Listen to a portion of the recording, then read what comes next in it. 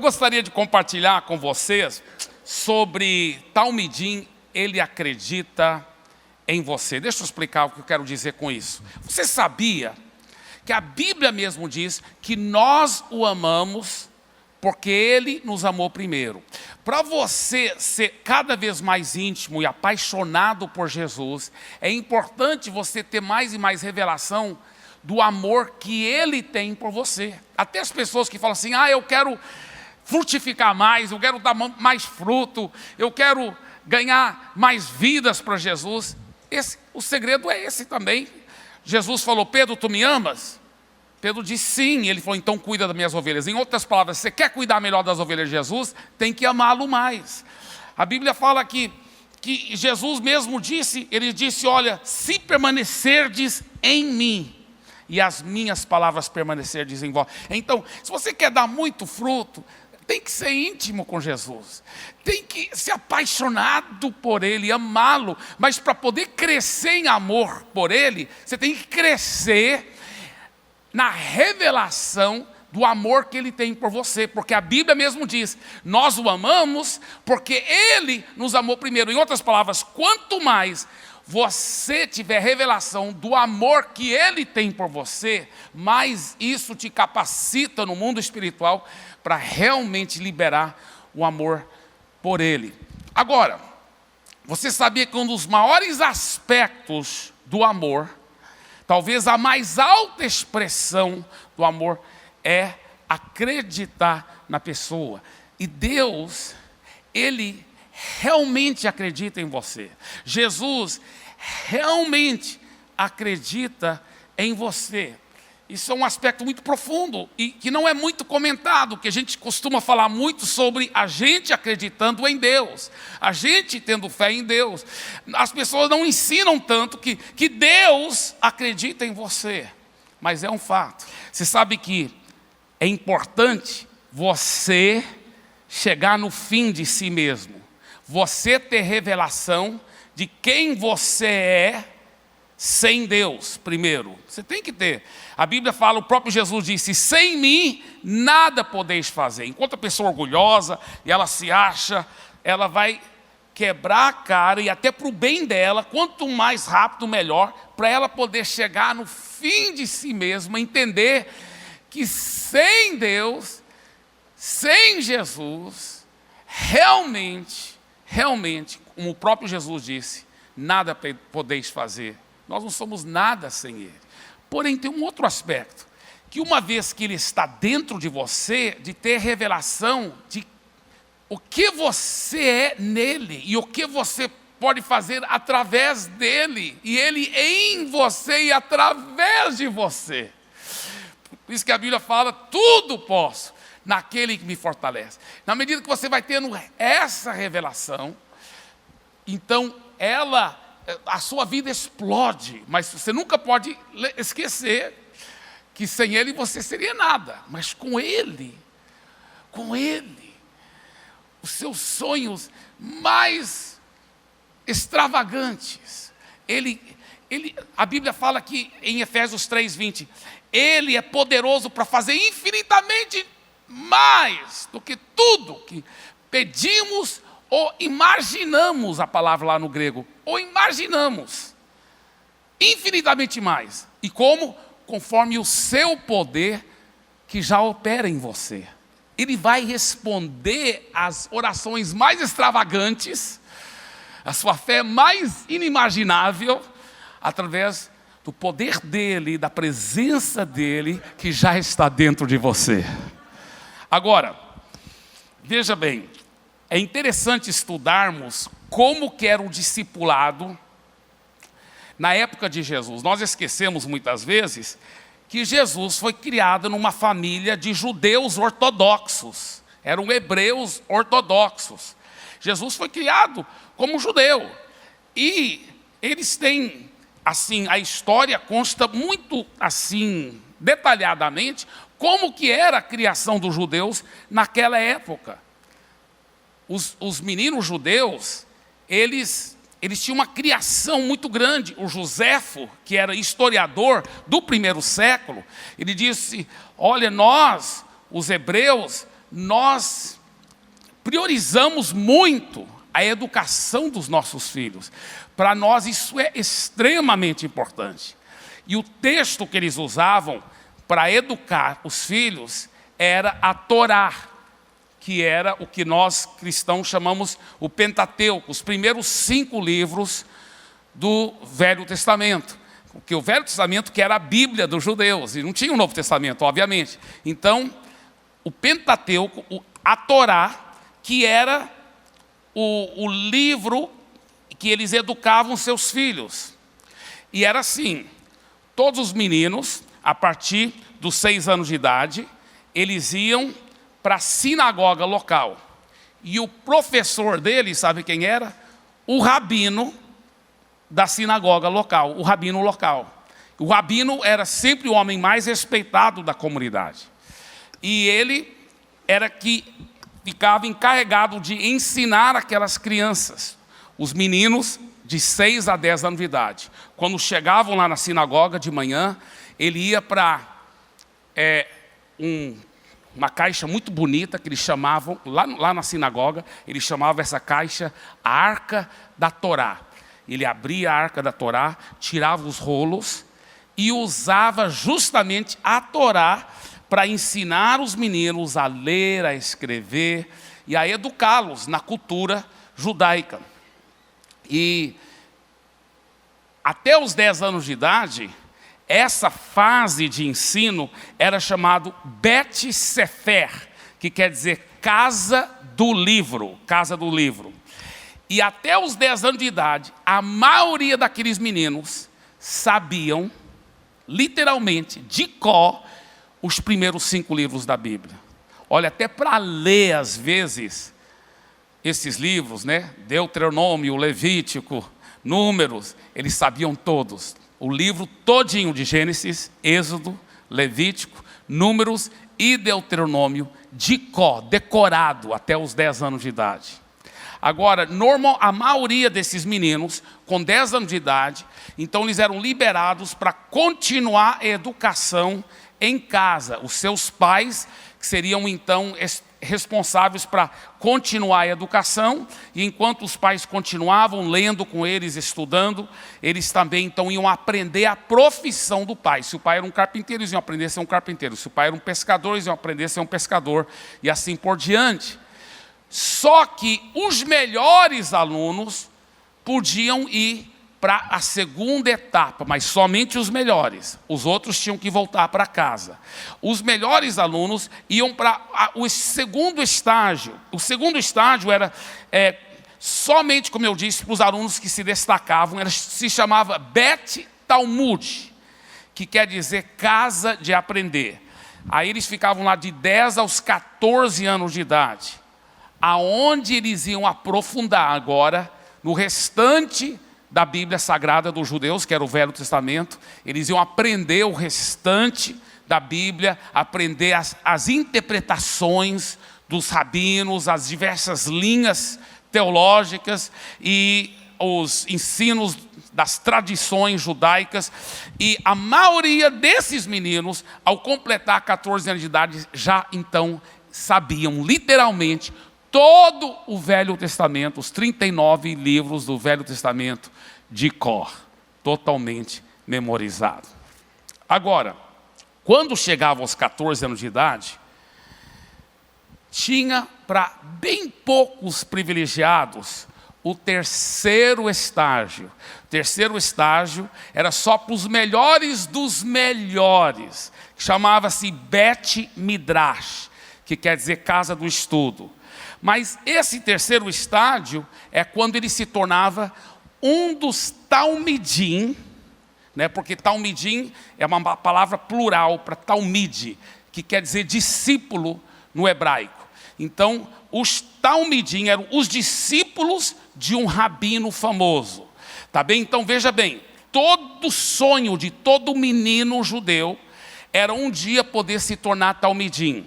Porque um dos talmidim de um dos rabinos. Porque se ele alcançasse esse terceiro estágio, isso significaria então que um dia ele ia poder ser rabino. Porque todo talmide, todos os talmidim viravam rabino. depois do terceiro estágio. Eles podiam então se tornar um rabino. Mas para poder se tornar o estágio, eles tinham que entrar no terceiro estágio, que é o Bet Midrash. Como que era para eles poderem entrar nesse terceiro estágio? Os meninos que haviam passado o segundo estágio, com 14 anos de idade, eles então procuravam um dos rabinos famosos com quem eles se identificavam, porque cada um tinha uma linha um pouco diferente, uma forma de interpretar o versamento um pouquinho diferente. Então aquele menino procurava um dos rabinos que para ele era referência. Eu creio igual esse, eu gosto desse, eu quero ser discípulo desse, eu quero ser um dos talmidim desse.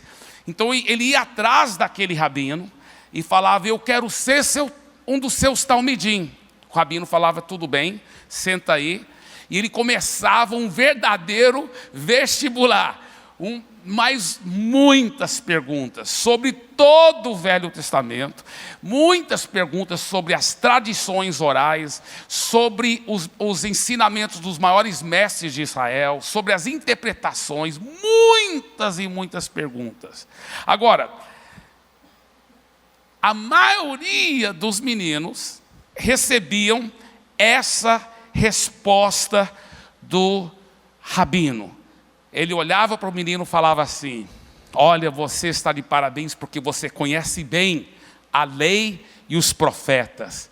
Você vai trazer grande orgulho para a comunidade dos hebreus.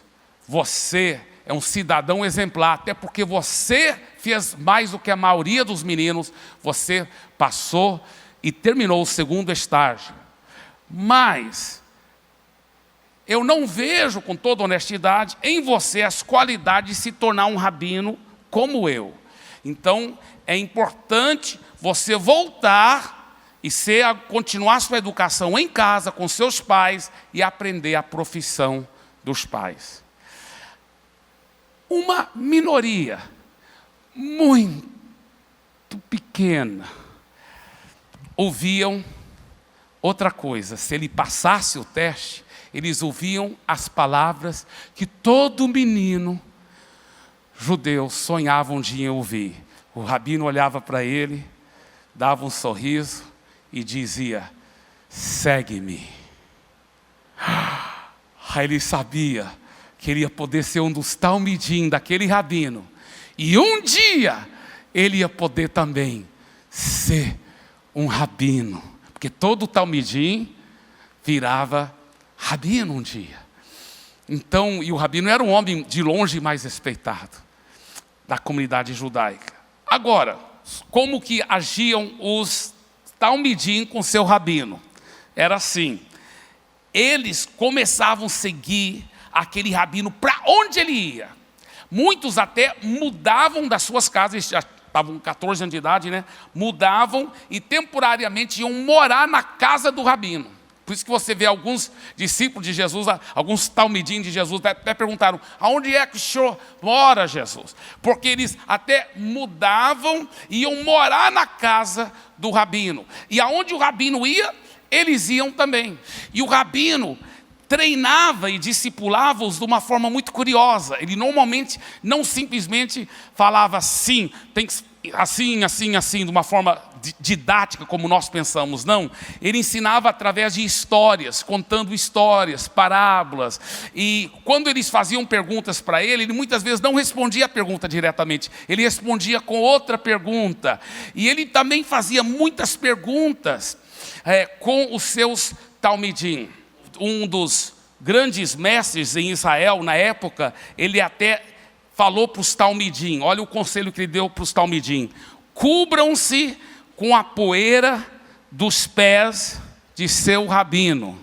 O que ele queria dizer com isso? Era o seguinte: você deve estar caminhando tão perto do seu rabino, que naquela época não tinha asfalto nem cimento, todo mundo usava sandália, então quando a pessoa andava, ela jogava sem querer poeira atrás dela. Ele disse, você deve estar andando tão pertinho dele, que ao terminar o dia, o seu corpo está coberto com a poeira dos pés do seu rabino. Os talmidins, né, eles ficavam realmente seguindo aquele rabino, até alcançar 30 anos de idade. Aí eles começavam o seu trabalho como rabino e receber candidatos de Talmidim também. Agora, e Jesus? Será que Jesus passou por esses estágios? A Bíblia não fala, mas tudo indica que sim. Até porque o Joseph Fletcher, no estudo profundo, ele diz, olha, ao estudar os ensinos de Jesus e os ensinos dos maiores mestres de Israel na época, você vê muitas semelhanças. Ele recebeu um treinamento profundo. E também que Jesus sabia, no mínimo, 4 línguas fluentemente. O grego, o latim, o hebraico e o aramaico, fluentemente.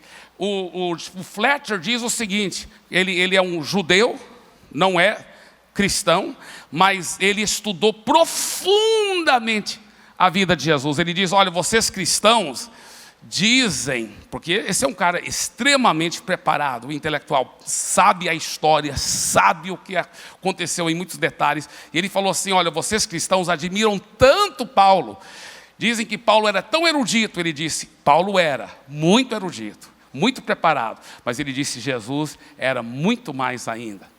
Então Jesus se aplicou aos estudos. Jesus era sério. Você vê que com 12 anos de idade, ele estava já no segundo estágio, ele arrebentou, lá no templo em Jerusalém, quando ele foi para a festa em Jerusalém com seus pais, os sacerdotes lá ficaram impressionados com o jeito de Jesus. Agora, quando Jesus se tornou 30 anos de idade, que agora ele ia começar a receber os seus talmidins, aqui que é muito impressionante, ele já começa a quebrar os paradigmas. Porque Jesus não ficou esperando os candidatos virem.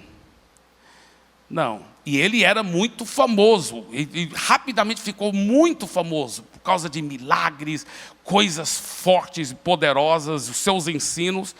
Mas ele quebrou os paradigmas, porque ele mesmo ele saiu dos quartos, das salas de aula, e foi para a beira do mar da Galileia.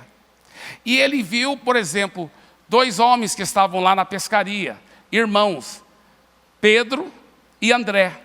E eles estavam lá trabalhando na pescaria, por quê? Porque eles não tinham sido bons o suficiente para ser talmidim de ninguém. Eles estavam trabalhando na profissão que eles haviam aprendido com seus pais.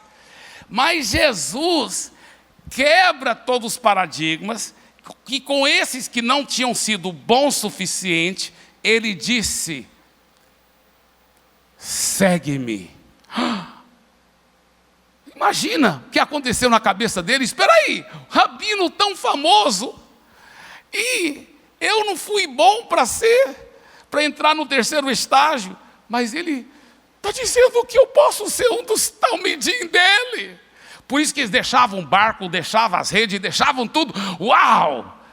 Aí ele vai andando. Dizem os teólogos que todos os discípulos de Jesus, todos eram jovens, muito jovens, e alguns até adolescentes, como Tiago e João. Tiago e João eram adolescentes, talvez 15 anos de idade, ajudando ainda seu pai. Por que estava ajudando o seu pai? Porque eles não tinham sido bons o suficiente para ser talmidim. Eles estavam lá ajudando o seu pai, trabalhando com seu pai, também na pescaria, e Jesus disse para os 2, segue-me, venha, segue-me. Eu imagino que os 2 devem ter e olhado para o pai. Eu, antes de saber esses princípios, eu achava, poxa, coitado do pai, que está lá trabalhando com 2 empregados de graça, os filhos trabalhando para ele, e agora Jesus tira 2 funcionários dele, e o pai fica numa boa com isso. Mas sabe o que era, irmãos? Todo pai Todo pai judeu sonhava em ter um filho que se tornaria um grande rabino. E para se tornar um grande rabino tinha que ser talmidim. Então todo pai sonhava do seu filho poder se tornar um talmidim. Quando Jesus chama os 2 filhos dele, venha, imagina, irmãos, era muito raro um pai poder ter 2 filhos talmidim. E o Zebedeu, então, pai do Tiago e João, imagina a emoção dele quando Jesus falou assim para os 2 adolescentes, Tiago e João: venha, segue-me. Os 2 devem ter feito, olhado para o pai, e o pai, vai. Imagina a emoção. Por isso que eles ficaram meio graúdos. Lembra depois que a mãe deles foi lá para Jesus: Jesus, permite-te no teu reino, um senta à tua direita ou à tua esquerda. Ficaram todos, orgulhosos, porque tinham 2 filhos talmidim. Mas irmãos, nós estamos falando do rabino mais famoso, mais poderoso de Israel. E ele quebrou todos os paradigmas de discipulado que tinha, porque ele disse: os que o mundo diz que não são bons o suficiente, eu escolhi. E eu escolhi porque eu acredito neles. Eu acredito que eles podem ser igual a mim, porque todo talmidim era para se tornar igualzinho o seu mestre. Olha só que coisa forte, que coisa linda. Agora, é isso que ele disse para eles. Se você estudar a Bíblia por esse prisma, você começa a entender muita coisa na palavra de Deus. Você começa a entender que era por isso que muitas vezes a maior frustração de Jesus era o quê? Homens bully, porque ele falou de pouca fé, né? Essa era a maior frustração de Jesus. Vocês têm pouca, homens de pouca fé, homens bully. A frustração de Jesus é o quê? Vocês têm que acreditar que vocês podem ser igual eu sou, fazer o que eu faço. Jesus vez após vez falava para eles. Olha o que ele disse em João 15:16: vocês não me escolheram, foi eu que os escolhi, para irem e darem fruto, e fruto que permaneça, a fim de que o Pai lhes conceda o que pedirem. Ele disse, em outra ocasião, ele falou assim: olha, tudo que eu faço, vocês também farão, e maiores, vocês são meus talmidim é para ficar igual ao rabino, tudo que eu faço vocês vão fazer e mais. Mas os discípulos tinham dificuldade de acreditar que eles iam poder ser igual a Jesus, porque imagina, você convivendo com Jesus, gente. Imagina, peraí, você é o talmidim de Jesus, é para você, todo mundo sabe que todo talmidim é para ser igual ao rabino. Imagina, o que eles devem ter sentido? Eles conversando entre eles, quando Jesus não estava por perto, ou foi usar o banheiro, qualquer coisa. E eles assim, como que a gente vai ser igual a ele? Rapaz, ele é perfeito, você já notou? O cara nunca pisa na bola, simplesmente nunca. Inclusive, eu posso imaginar o Pedro falando com o João. Inclusive, outro dia eu estava falando com Maria, a mãe dele. Ela confirmou, cara, ela era virgem quando ele nasceu. O cara é filho de Deus mesmo, cara. O cara é perfeito. E eu perguntei especificamente para Maria, mas ele era perfeito? Desde pequeno ele era desse jeito? E ela, desse jeito. Desse jeito. Quando, olha, ele estava lá brincando lá. Quase que eu falei com o carrinho dele, mas naquela época não tinha carrinho ainda. Brincando com o cavalinho dele.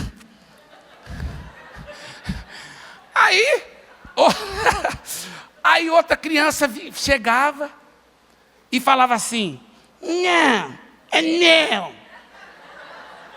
Aí Jesus falava, Jesus não era igual a outra criança, não tinha a natureza pecaminosa. Não.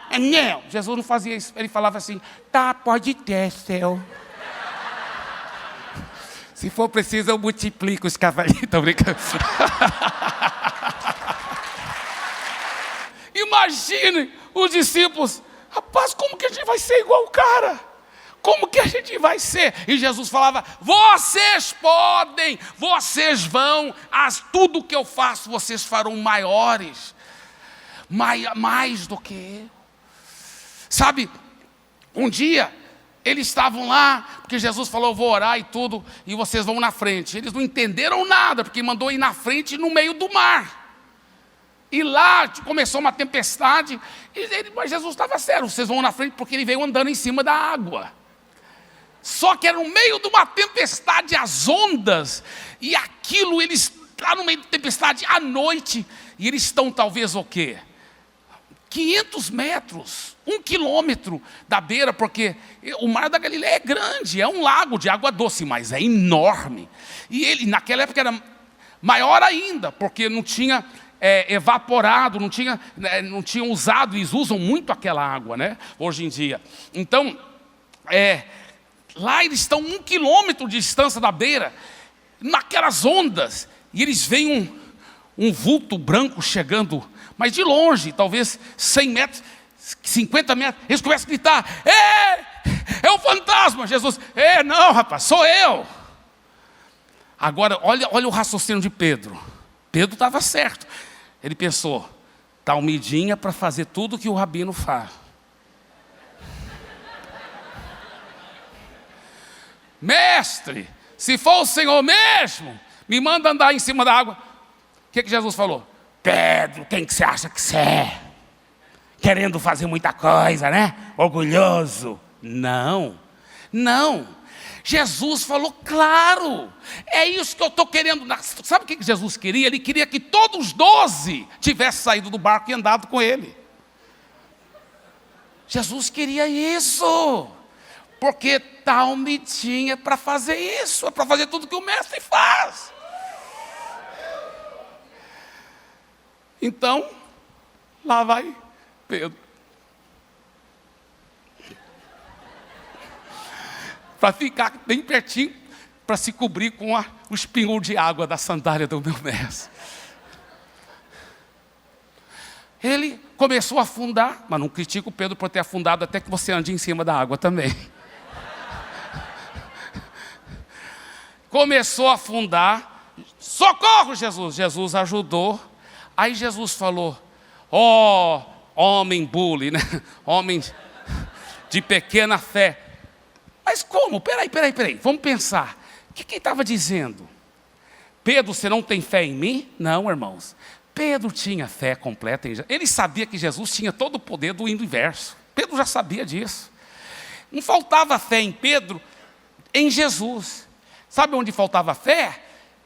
Nele acreditar que em Cristo, que pelo poder de Jesus, ele podia fazer aquilo que Jesus queria que ele fizesse.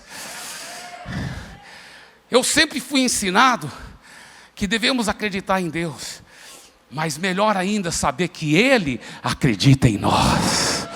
Ele acredita em você. Ele acredita que você pode fazer o que Ele faz. Sabe, a Bíblia fala que nós somos filhos por adoção. Abra sua Bíblia lá, isso aqui é muito forte. Romanos 8, 15 a 17. Porque não recebestes o espírito de escravidão, para viverdes outra vez atemorizados, mas recebestes o filho de adoção. Na NVI fala que o Espírito que os adota como filhos, baseados no qual clamamos: Abba, Pai. O próprio Espírito testifica com o nosso espírito que somos filhos de Deus. Ora, se somos filhos, somos também herdeiros. Preste atenção, nesse contexto que ele está falando que somos filhos por adoção, clamamos Abba, Pai.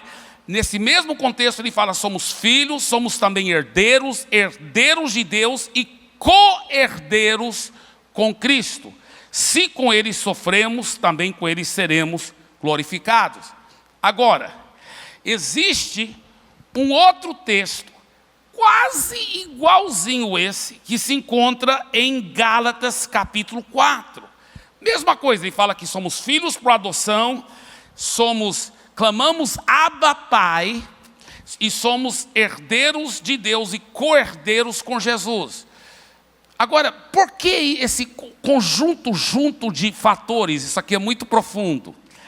Você sabia que essa expressão Abba, Pai é usada somente 3 vezes no Novo Testamento? Porque a expressão Abba, Pai, na realidade, o Novo Testamento foi escrito no grego, mas a palavra Abba não é grego. A palavra Abba é uma palavra em aramaico. Então é a única, só 3 vezes que é colocado essa palavra Pai em aramaico e depois Pai em grego. Abba, Pai. Só 3 vezes no Novo Testamento. 2 vezes é o apóstolo Paulo que coloca, e todas 2 vezes é nesse contexto, que nós somos filhos por adoção, clamamos Abba Pai, e somos herdeiros dele e co-herdeiros com Jesus. Nós não somos mais escravos, ele diz. Nós não somos mais escravos. Isso aqui é muito profundo. Qual foi a outra vez que essa expressão foi usada?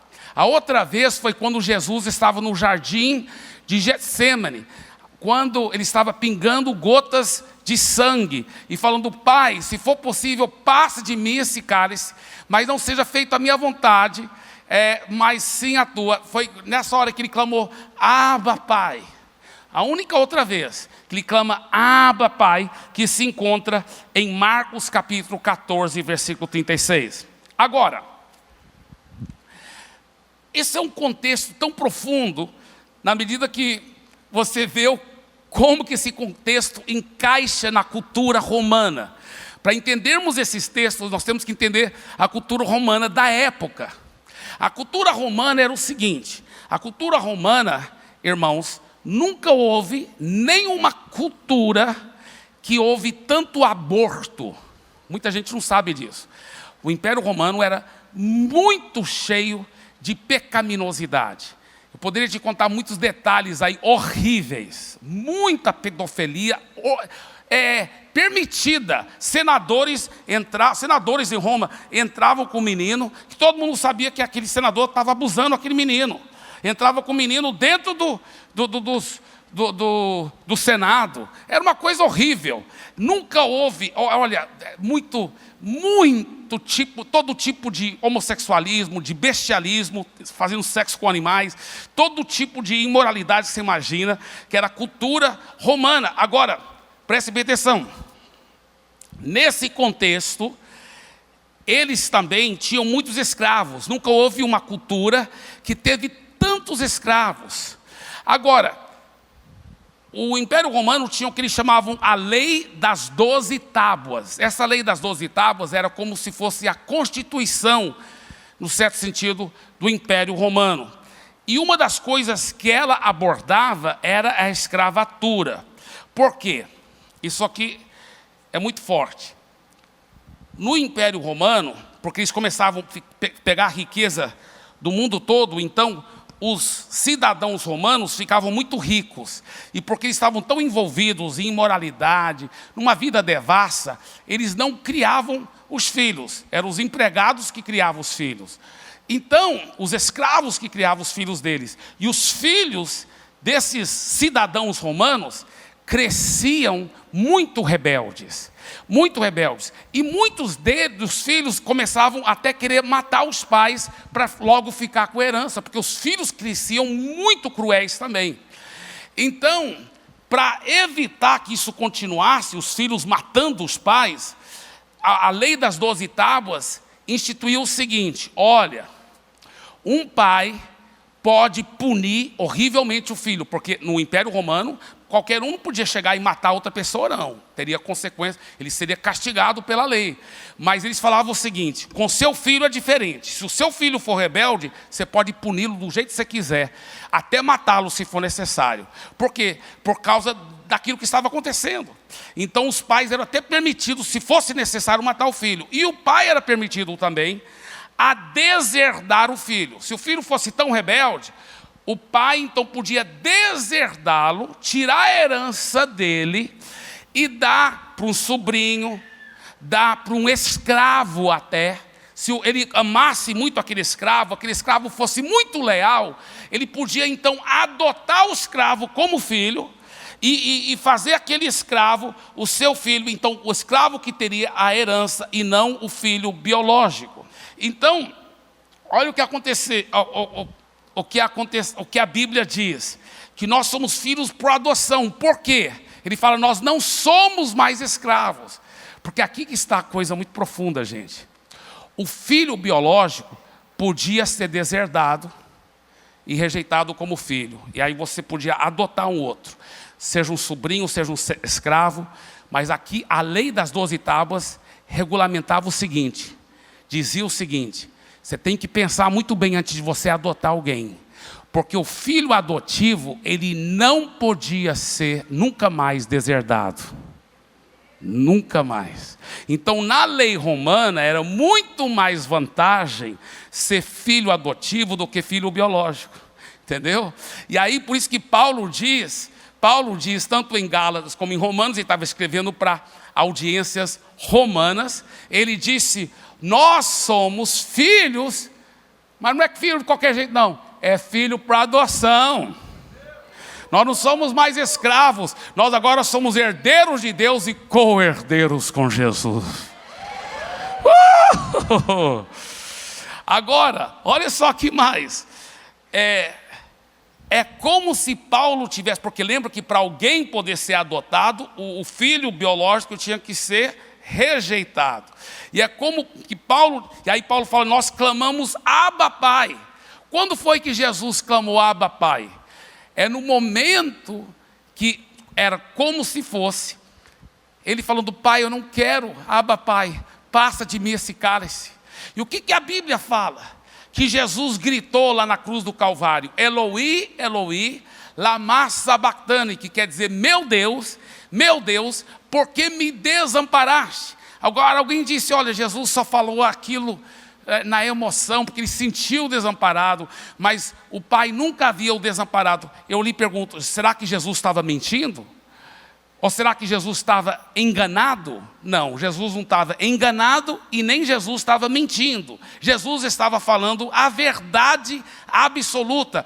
Por que o Pai rejeitou Jesus? Porque Jesus ficou cheio dos seus e dos meus pecados. E o Pai virou as costas e o Pai rejeitou o filho biológico para poder adotar você. Para poder adotar você.